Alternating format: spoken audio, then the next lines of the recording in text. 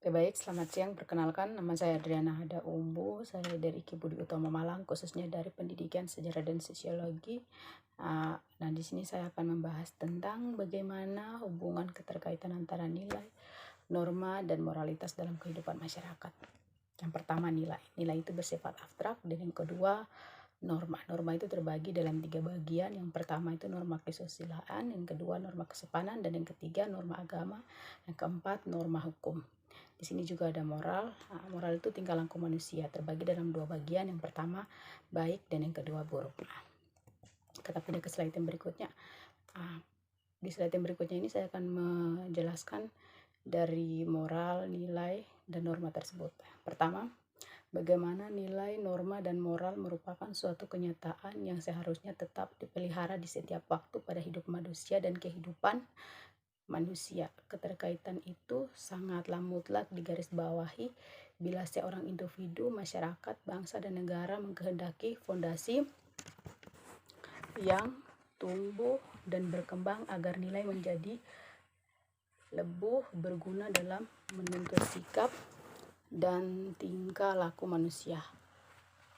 Maka perlu dikonkretkan lagi serta diinformasikan menjadi lebih objektif sehingga mewujudkan manusia untuk menjabarkan dalam tingkah laku secara konkret wujud yang lebih konkret dinilai tersebut adalah merupakan suatu norma.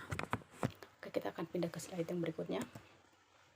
Di sini mengapa sering terjadi penyimpangan moralitas yang bersumber dari nilai dan moralitas. Yang pertama, faktor sosialisasi.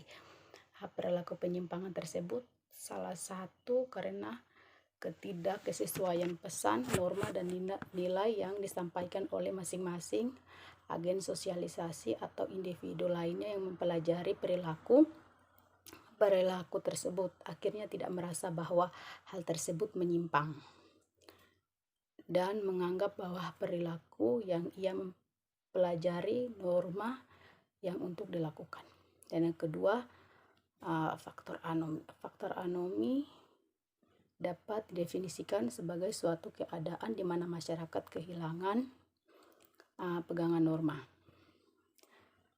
Di sini menurut Emil Durkheim, anomi itu adalah salah satu keadaan tanpa norma dan arah sehingga dalam masyarakat tersebut tidak capai kesesuaian antara kenyataan yang diharapkan dan kenyataan masyarakat tersebut tidak tercapai kesesuaian antara kenyataan yang diharapkan sosial dan ada.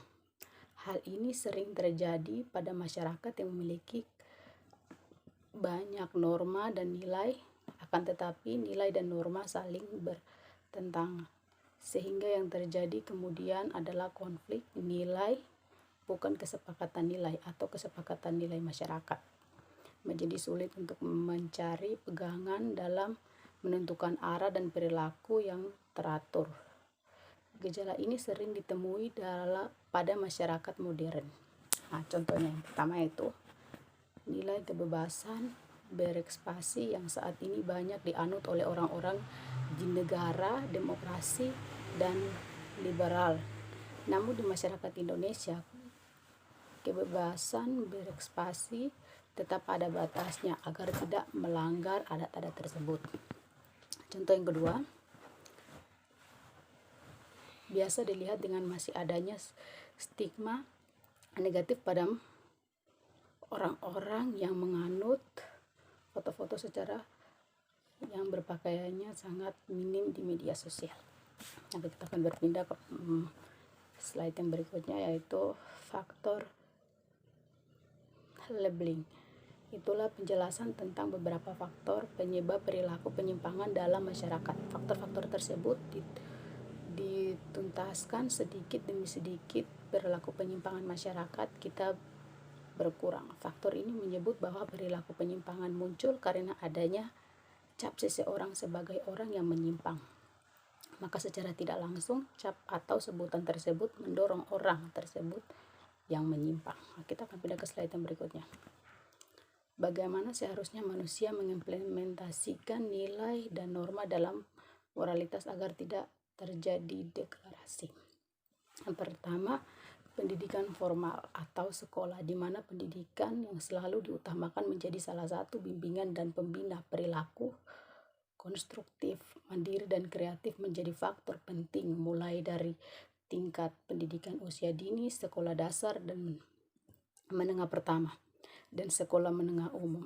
Hal ini untuk melatih sosial untuk menghadapi benturan nilai-nilai dan perilaku dalam lingkungan remaja. Yang kedua, lingkungan keluarga memberi adil yang signifikan terhadap perkembangan perilaku remaja, dan peran orang tua dan keluarga lebih dominan dalam mendidik, membimbing, mengawasi, dan memberikan perhatian lebih terhadap perilaku remaja.